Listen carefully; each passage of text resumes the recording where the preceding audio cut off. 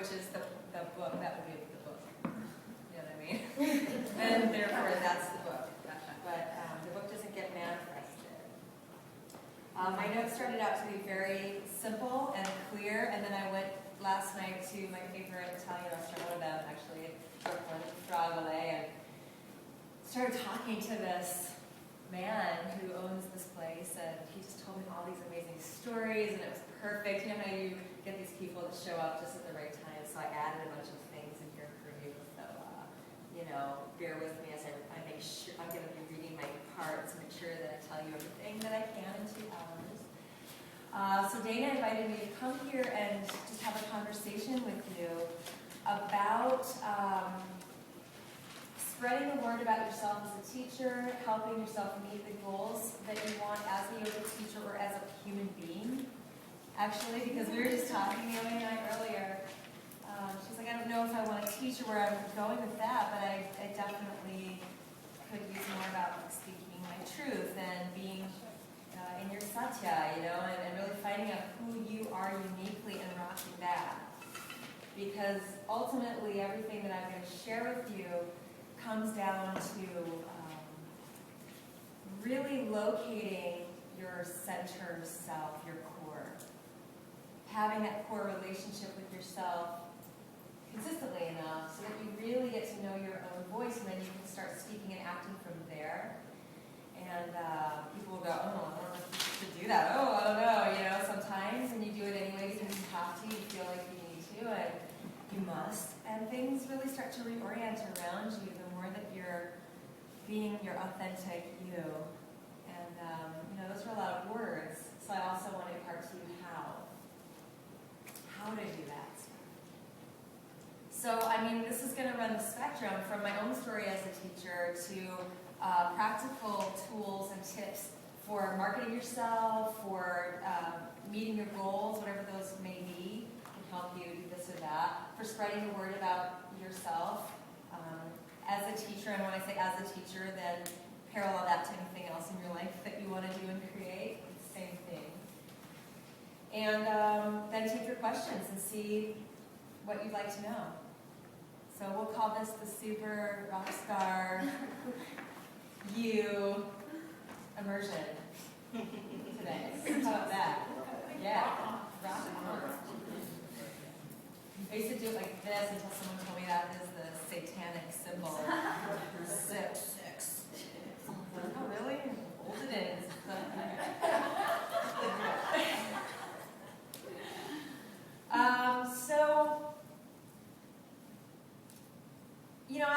Let me start with my story, and then I'll ask questions, because I do want to know what you would like to know. I'll get oriented to your class and your personal desires.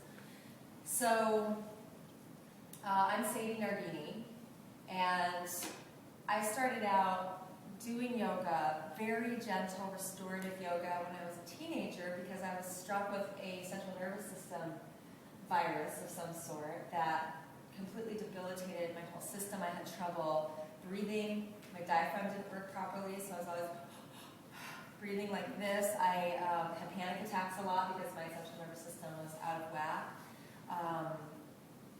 I became very reclusive. I couldn't walk very well, so I crawled a lot of places. I lost a lot of weight. I was horribly depressed and sick and anxious, and Janet can tell you that wasn't a really positive time in my life. So I had a lot of things taken away from me at a time when you'd think would be the most vital, and I'd watch out the window, all my friends running around, and just feel trapped and with no way out. The doctors didn't know what it was, and they didn't know how to fix it.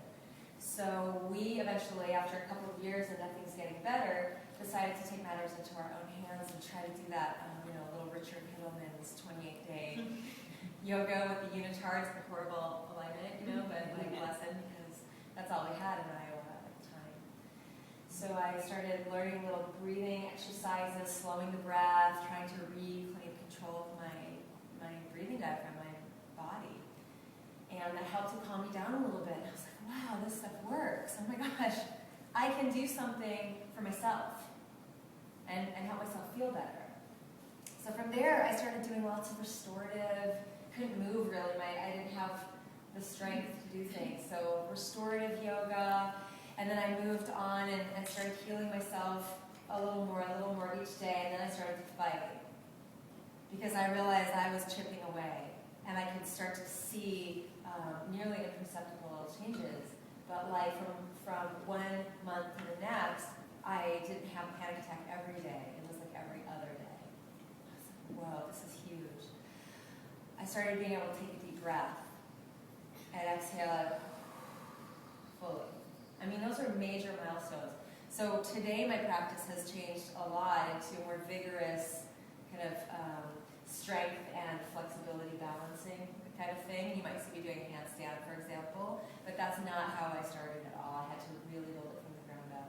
So I know the spectrum of what yoga can do for somebody, from an illness healing situation to like a you know. And so I got into yoga, I think it was about 15 years ago, maybe a little bit more now. I was in Seattle, just almost at the end of college, and I was in a gym, because I used to be a gym rat. I would do like Stairmaster. You know, once I fought enough out of that illness, I got a little stronger, I could do like Stairmaster for a while. So I'd be on the Stairmaster, the elliptical machine, great, you know, for a while. Then I went to this ab machine room, and it's like, you know, the cruncher things that were on the floor that you would lie down in and like do this with them. I thought that was the greatest invention ever. I'm like, I really feel it. You know, so I went searching for that thing, and in that room was this beautiful woman. And she had this gorgeous toned body, and I didn't have a gorgeous toned body because I was over-exercising and not eating well. I didn't know the nutrition component to everything. So here I am, just still feeling kind of like, ugh, in my body, my life. And I see this goddess standing in front of me, and I say, how did you get that body? Because I don't know there's any more, really. I mean, I know that yoga helps you breathe, and you can rest in goddess, and it helps you feel better, but I didn't know anything else. She goes, well, I'm a yoga teacher. And I mean, think about like 15 years ago, there wasn't a lot of teacher training programs. I don't think Laughing Lotus existed. I don't think Om Yoga even existed. I don't think Jivamukti was really doing that much besides their little Agni thing. So there wasn't that paradigm of like teacher trainings and big communities of yoga. And so I looked at her and I said, how can you get that body from just sitting there? And I did the rock and roll motor, which is so telling. I was like, from sitting there going, oh, that's what I said to her. So rude, now I know. You know, but I was honestly trying to ask. Like, how? From sitting, like, because I'm just restorative. What are you doing? Like, restorative for 24 hours a day? So she said, well, I have to stay for class and find out. And I was like, oh, damn it. Because I didn't want to stay for some yoga class thinking it would be that restorative, non-calorie burning situation. And then I have to go again to this, you know, I have to stay for 2 more hours and go on the elliptical machine or whatever. But she's right in front of me, and I felt like I couldn't say no, you know, to that. I'm like, oh, okay, awesome, I'll be there. My first pose, I mean, I literally had like gym clothes on. It wasn't even, I think I came stepped on the mat with my shoes. She's like, oh, you can take your shoes off. And she's like, oh, you can take your socks off too. So my first pose was chair pose. And I lasted about, I'm not even kidding you, like 8 seconds. And I had to take a lap. I didn't know what to do. It was so confrontational for my body. Because I'm used to this kind of like thing going on. I wasn't really using my muscles properly. So I'm in chair pose like this. And then I start shaking uncontrollably. And I didn't know what to do. I just freaked out. So I get off my mat and I was like, woo! I took a lap. I was like, I walked around the border. I was like, because what do you do if you can't be in that pose? It's just completely too much for you, you know? So that was too much. And then I did all these other poses.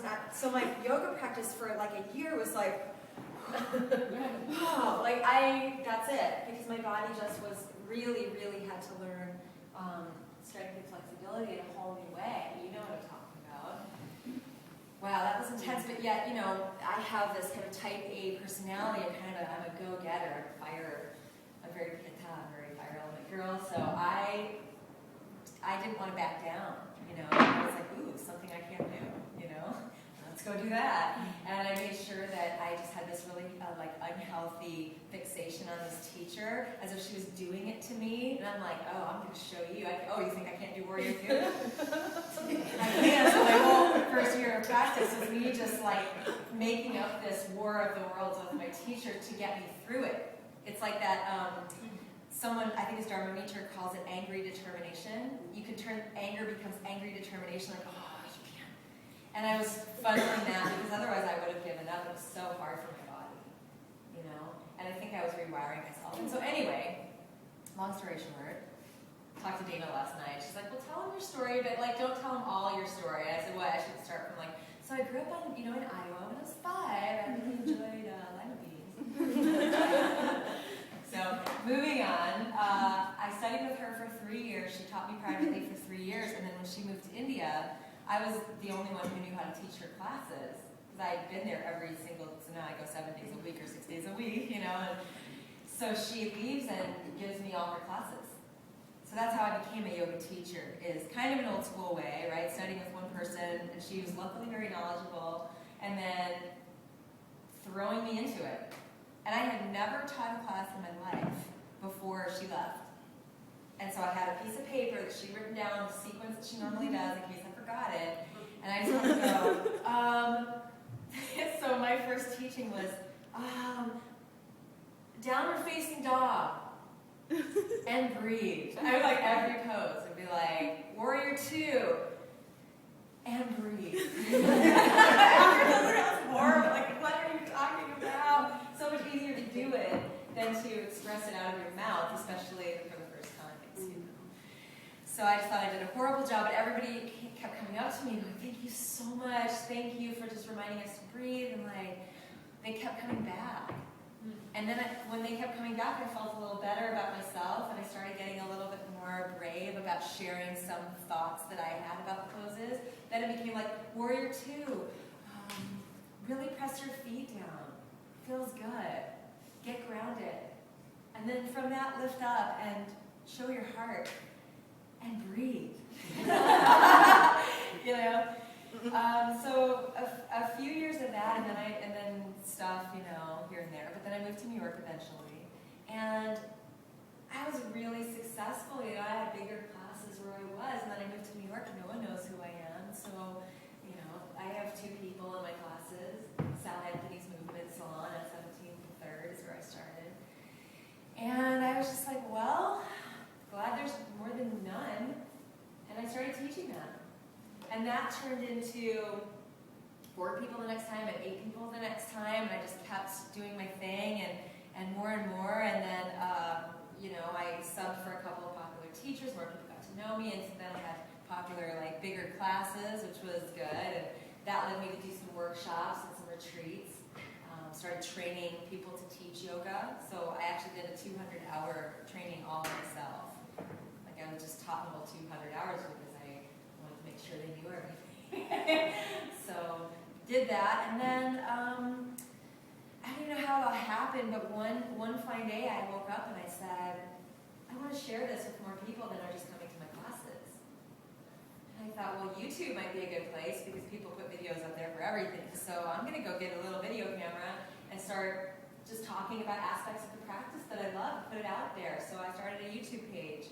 And one day I woke up from a nap and said, I want to give Perez Hilton a yoga video because he's my guilty pleasure online, and I know he's trying to lose weight, so I did this funny video. It's like, you know, this one is like the rehab, like the administration. You know, the Lindsay Lohan, I was just doing some things where Warrior 3 became the Becks, you know, David Beckham, because I was like, that's the only way either you or I are ever going to get his. And it was just funny, and I thought he doesn't post yoga videos, so I just thought I was literally giving it to him as a fun, you know, gift. And he posted it on his website. I had 300,000 people flood my YouTube page, and all sorts of stuff started happening, you guys. Just from me becoming more of who I am, me figuring out what my life had uniquely taught me, me speaking my truth more fully, me putting it out there to a wider audience, not asking anything in return, just really loving to offer. Started this whole chain reaction So now I have a team. I have a yoga manager who books me in all these places. I am at the Yoga Journal Conference. I travel all over the country and the world teaching what I teach. I have 20,000 subscribers on YouTube. I have 40,000 people on Facebook a day that come and visit my page to see what's going on and have conversations about living from the center. Just got another book deal from a major publisher, 4 DVDs out, and possibly a TV show coming up. So the point of me is not that I want to be well known, because if anyone really knows me, I'll represent. I can show up for sure, but I love to just sit home. And people have to get me to come outside. Like, I'm a scorpion, so I like being under the rock a little bit. But the reason that I want to do this is to spread the healing benefits of yoga just as I learned them. It saved my life. So now I'm very compelled to make sure that other people have the tools they need to be empowered, to be vital, to love their lives, to live in health, and all that stuff. So that's my main, that is my main focal point of living. And if I have to be on TV and do that and get up at 4 in the morning and always try to look good and never eat French fries for like 5 years at night, so I'm not all salty and bloated and weird, if I have to take care of myself really, really well, if I have to do a lot of things that maybe I can let go a little bit if I wasn't going to be in, I will do it because I want to serve. And the benefit for me is that I get paid to do what I love, and I gain the freedom to do it all the time. And for me, that's a really big, nice exchange. So, I have my own trajectory, my own ideas of what my life is going to be about, my own goals. I have a journalism degree, so for me, mass media is really important, social media and mass media. I write for a lot of people and things, so that's important to me. Might not be as important to you. So what I'd like to know now is, who are you? What are you looking to do, and how can I help you and give you some advice, perhaps, and some tools to help you move forward?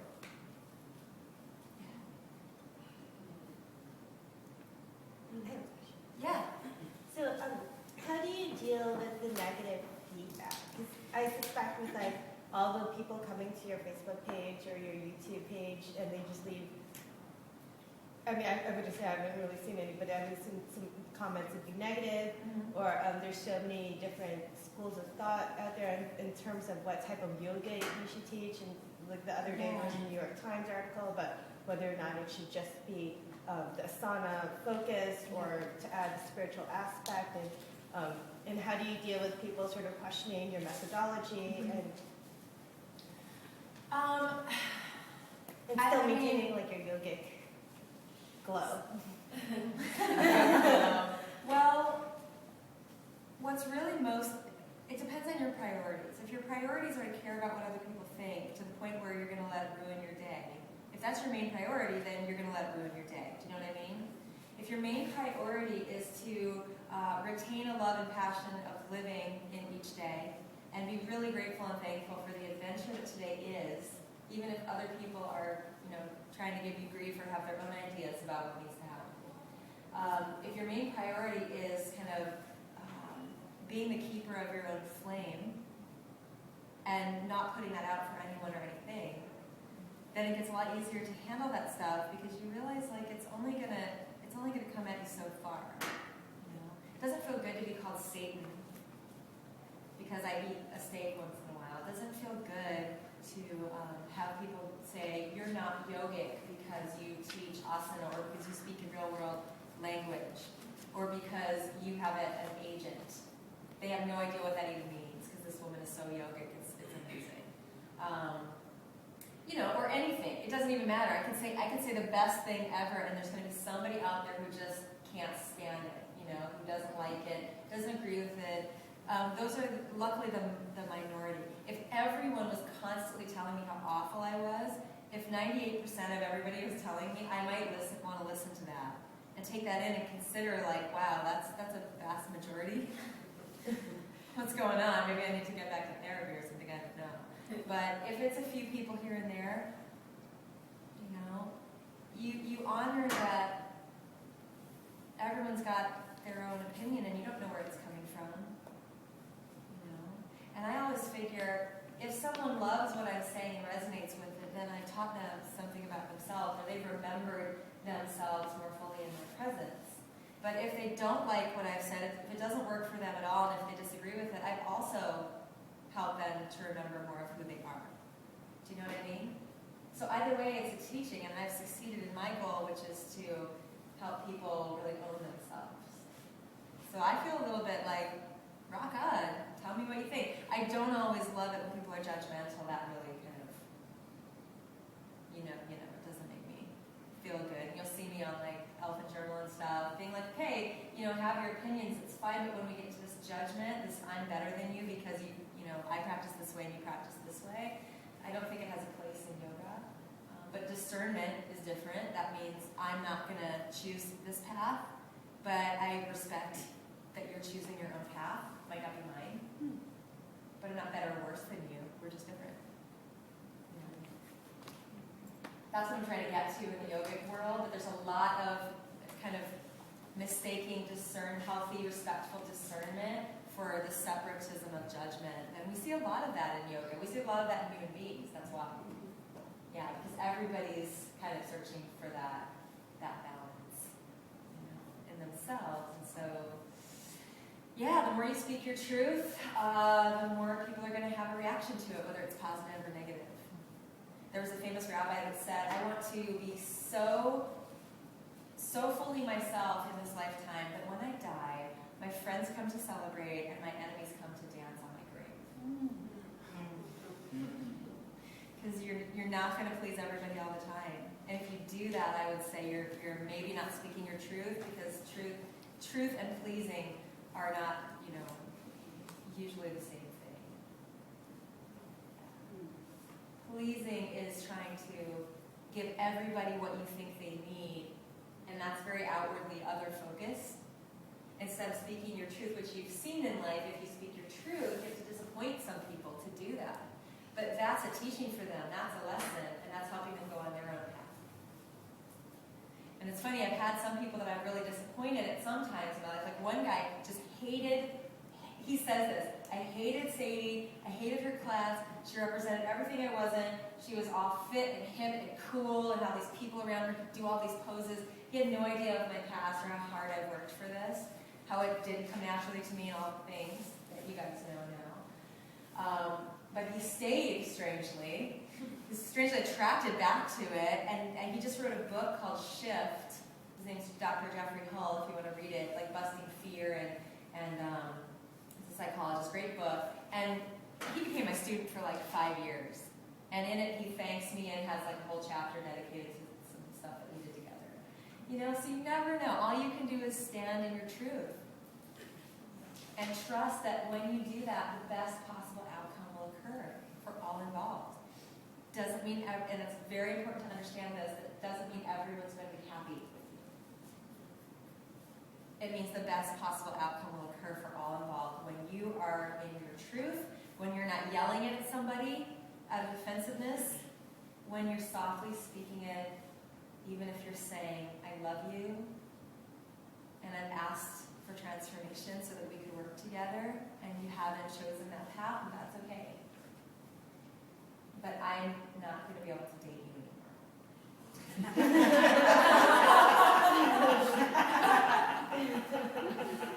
I'm going to go cry for a little while. Go to yoga because I ate a donut, and now I don't feel like balancing my donut, and in a couple weeks I'll be detoxed from you. You're not going to say this to the person, you're in your mind. A couple weeks I'll be detoxed from you, and I'll shake my head and look around myself and go, oh my gosh, I'm single. Possibilities are endless once again. Or whatever it is. This is the process we go through, but to really speak your truth, that's powerful. I doubt that Gandhi ever knocked tables over and was like, you stop! He didn't need to freak out to be amazingly effective. He just needed to stand in his truth and not waver from that which he knew that he really, really needed. And both to know what you want to ask others, but really primarily to give it to yourself. To give it to yourself. This is all about being an amazing teacher, and because to be an amazing teacher, you want to be the most amazing you. Anybody can say, get into warrior, put your right foot forward, back foot grounded, warrior 2, give some information about it, move them into another. Like anybody almost can do that. It's what you infuse it with that makes it a Dana Flynn. Right? Dana is Dana. Shiva Ray is Shiva Ray.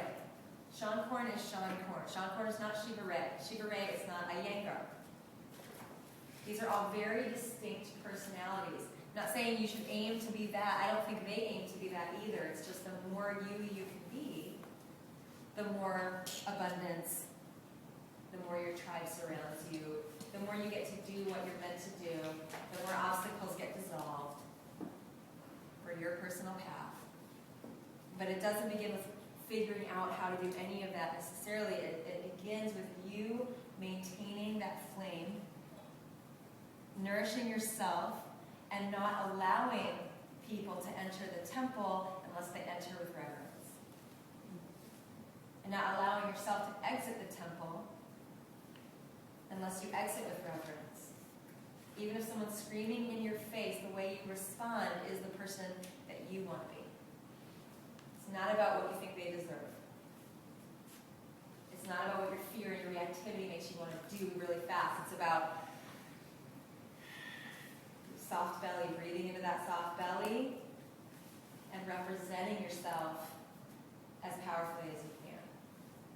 It's all about integrity and nourishment. Does that make sense? Yes. Yeah. That's the only thing you have to do. Everything else will arise from that. The next obvious, I would like to write another book. Yes. I would love to write another book, but I didn't spend my time going and looking for someone to, write a book for. I sat and I wrote it. I sat and I thought and I outlined my book and I wrote my book, my first book. Take you back a little bit. I sat at the Brooklyn Inn many days, and I don't drink very much, but I have a glass of Pinot Grigio and a little soda water with lime, so I detox and retox at the same time, and that's all I had. And I'd sit there forever, and after the glass, I'd have the soda water more.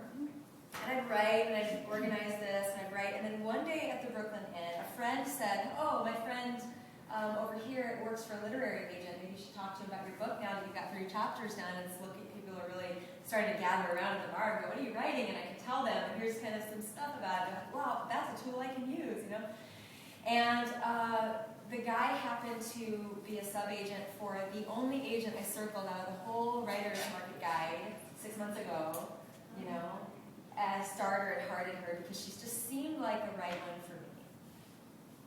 And so I went into her office, it was a Thursday. I went into her office on Monday. She read my chapters and she offered me a contract with her agency.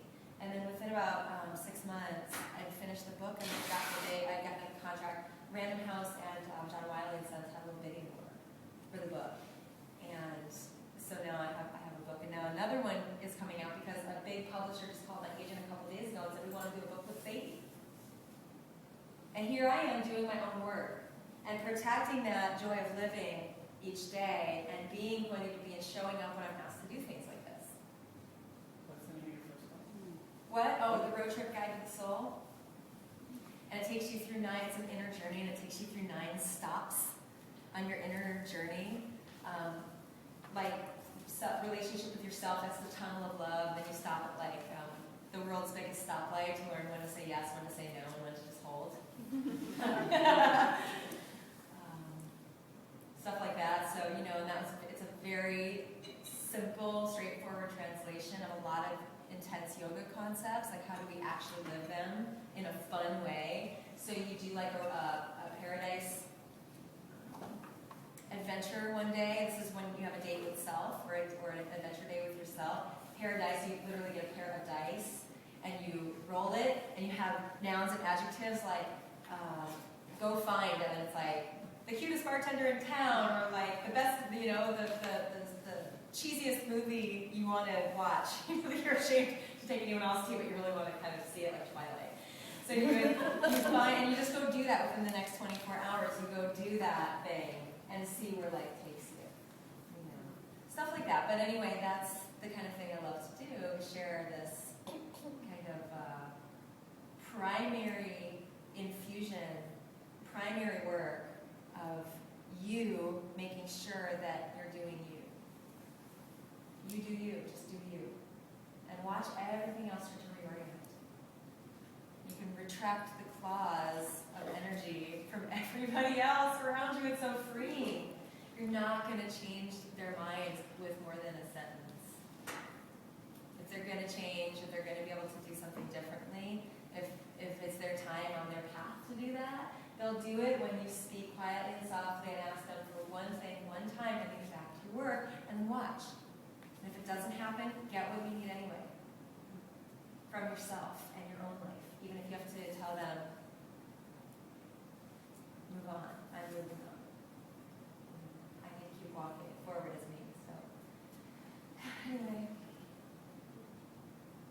Any other questions? Besides one. Yeah, what are you here for? What are you interested in learning more about? So when did you start to figure out that you were the author in this way, that you had such authorship of your own life? Can you tell us a little bit about where that shift happened with you? Yeah.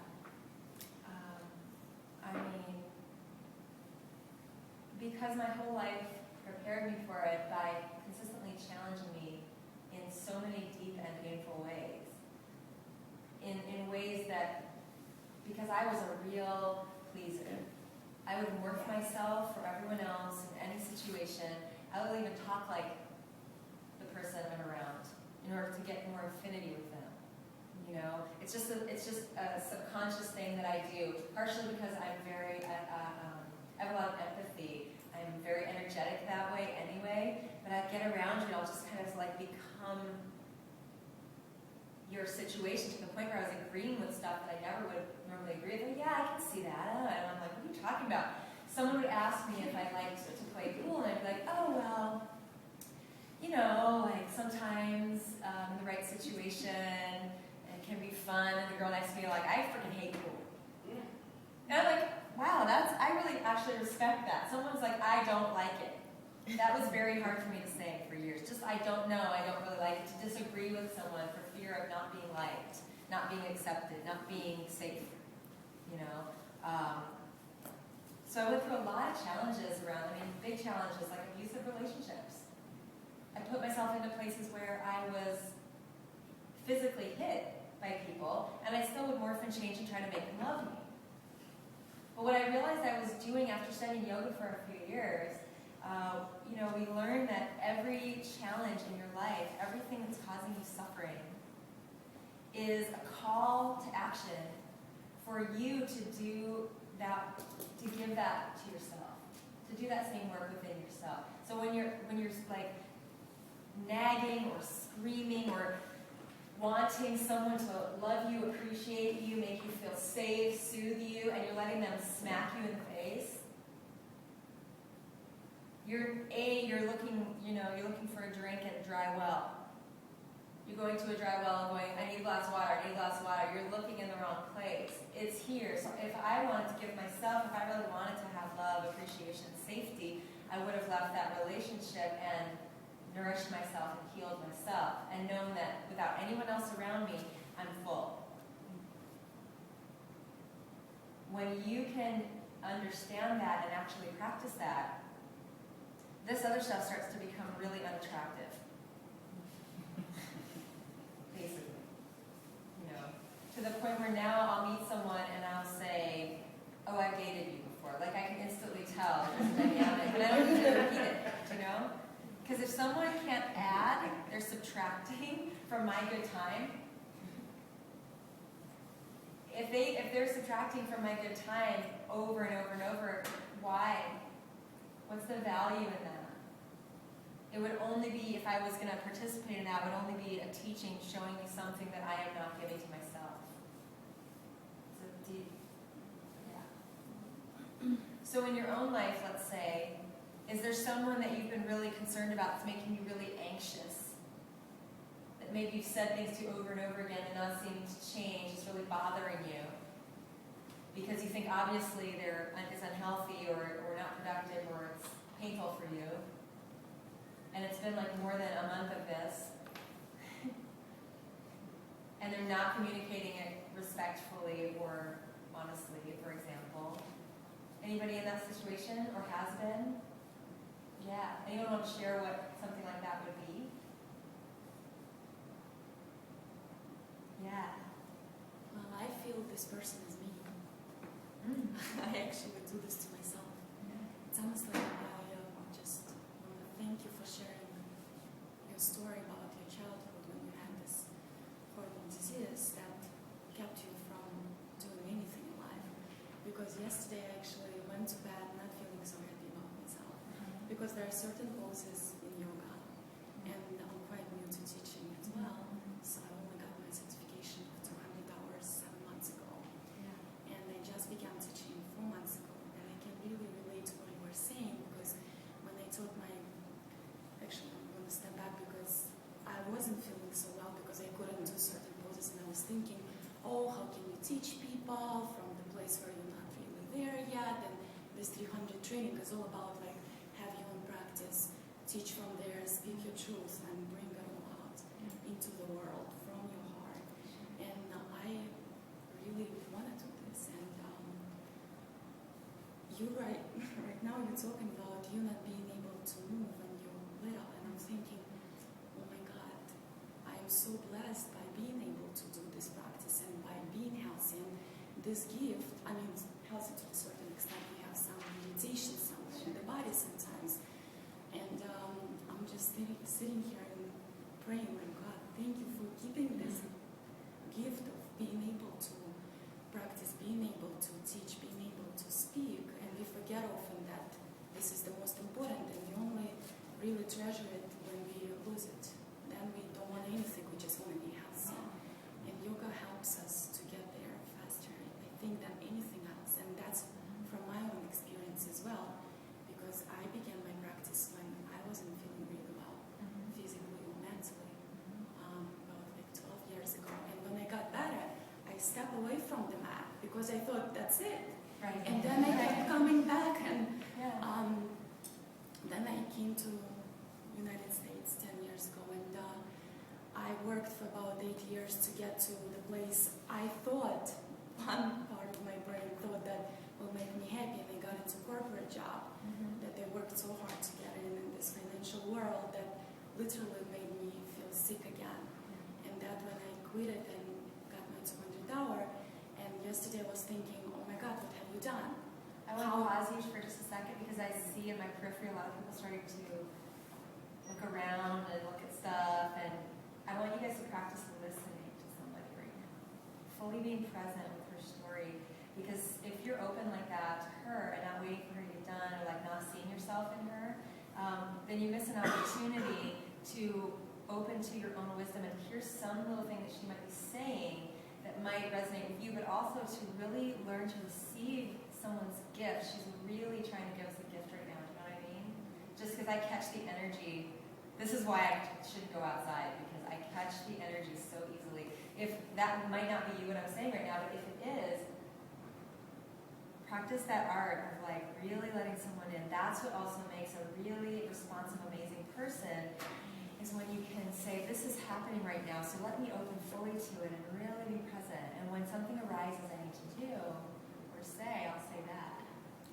So when this person is you, we're actually making you feel bad about yourself, then what you do?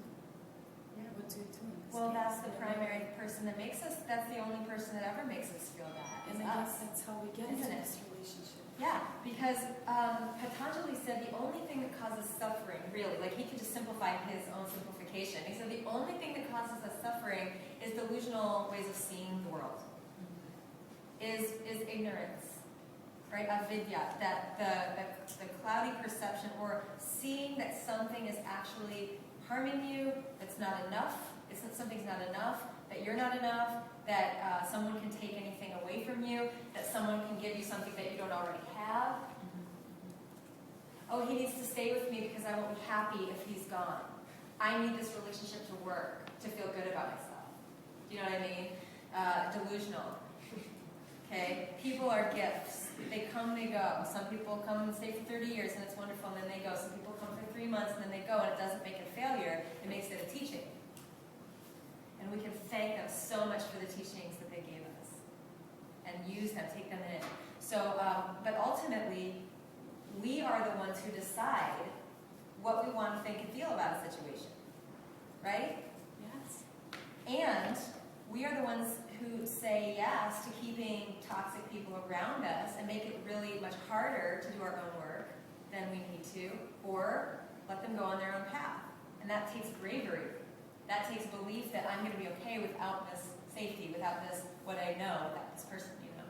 So thank you for sharing that too, because that's a vulnerable thing that she just said, that she didn't feel enough last night, you know. And in the training, like, that's got to be intense. I'm sure you got all these people, and here's Dana, like rock star, you know, and she's got this big studio and all this stuff, and it's kind of like, well, you know, you could see the places where you don't have those things, or you could see the potential that you do to be yourself. And so I'm really intrigued by just posing a question to you and seeing what you guys come up with. And if you want to email me and let me know things, like tell me, you know, if you've clued into this at some point or whatever with yourself. What has your life uniquely prepared you to be able to teach? Because when you're saying you can't do a lot of the poses, who else feels that way? Who else, like, I can't do every single yoga pose in the world? Yay. Okay, you're not alone, which is beautiful. And even if you can, there will be a point where you can't. Even if you can do every yoga pose, there's a limit to the body.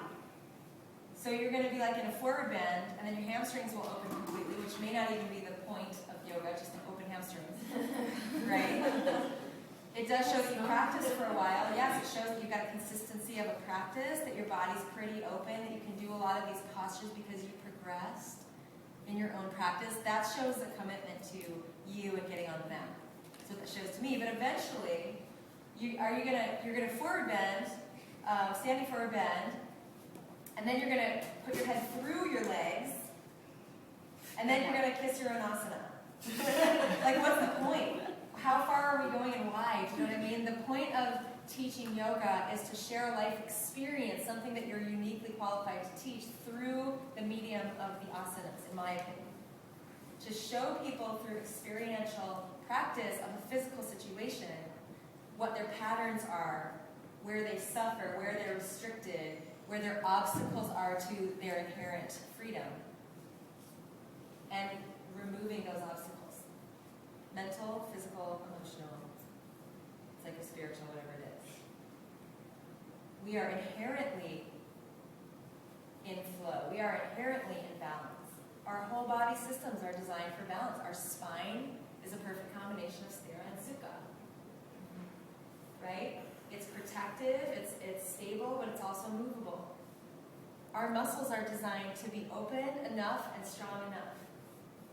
So it's those places where we start to have obstacles in our mind and our heart and our body, whether it's tension or being too weak and unpracticed in a certain way, right? Not strong enough to even hold yourself up in a chair pose for 8 seconds. There's some work that needs to be done. But we're not seeking perfection. We're not seeking, you don't have to know every single pose. Otherwise, Matthew Sanford, who's a paraplegic, in a freaking wheelchair, teaching now at yoga journal conferences, wrote a book called Waking. Amazing teacher. Can't move from, I think, here down. And he shows you how to move with your energy body, even if your physical body isn't going to go. And he's got people with, like, who've had strokes actually opening up, who didn't think they could even move this, moving with energy, breathing and exhaling, and starting to, like, get all the way out here. What's the book called? Waking.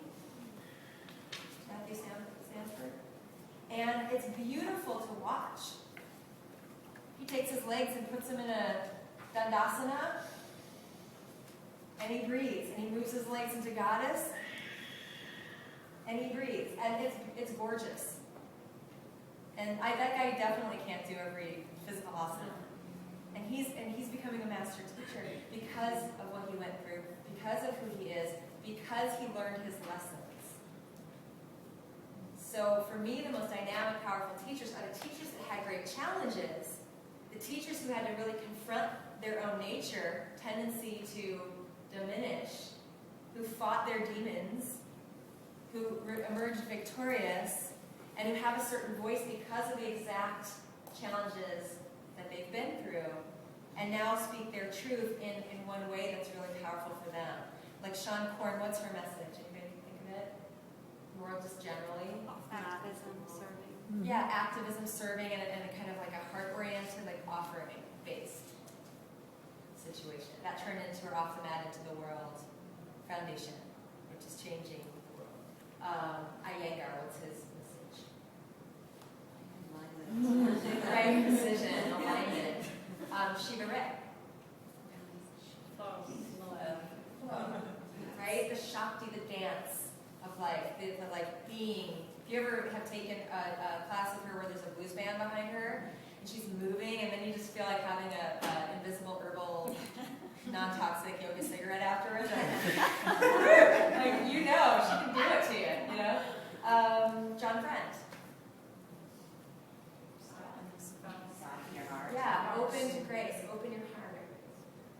These teachers, again, not that you're striving for anything, but I'm just saying, why you emerge from the sea of whoever, the people that emerge and shine are those people who have it, and each of those teachers came to this, were uniquely challenged around this aspect, and learned to claim it within themselves.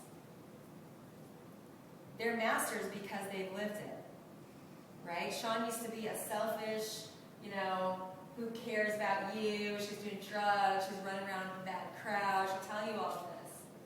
She didn't care, and her heart felt closed, and she was in suffering. And so she learned how to give more. She learned how to offer. She learned how to care about the world and really care. But it was all her teaching. And when she broke through that, now she has a voice and a purpose, and she's passionate about it, and she teaches that. She doesn't teach the alignment of Iyengar. Right? Who used to move used to try to do the Cirque du Soleil thing until he was hurting himself, and then he realized it was so important not to hurt yourself that he came to this structure. So it's his path, right? So these people speak their truth, and your truth is not everyone else's truth, it's not anyone else's truth. Yeah. I feel like what's really challenging about doing like what those people did is that you have to be open to the idea that where you end up isn't going to be where you envision that you end up. Like I think what all those people have in common, in Dana included and you included, is that like you followed sort of your nose without, and it led you here, right? But it's hard. It's like I want to, I love teaching yoga. I want to teach yoga, and then it's almost like that sort of stops you from following your nose because you're not open, sometimes I feel like not open to where that might lead me. Like, what if it leads me to, like, Thailand, and I'm like, no, Laughing Lotus, right? Right. Well, it's being, it's both. So again, the point now becomes not, the main priority is not meeting your own expectations, right? It's not the vision. The vision is kind of important. It kind of shows you what you kind of think that you want. But the most important thing is to step fully into this moment as the most of yourself you can be. To just show up. With authenticity, with passion, listening to yourself, speaking the words that come from deeper than your reaction. And going, what do you need now? What do you need now? What do you need now? What do you need now? Maybe it's a bath. Maybe it's to go out to dinner. Maybe it's to call a friend. Maybe it's to do your practice. What do you really need? And you learn to give yourself what you need. You learn to read the book that appeals to you next.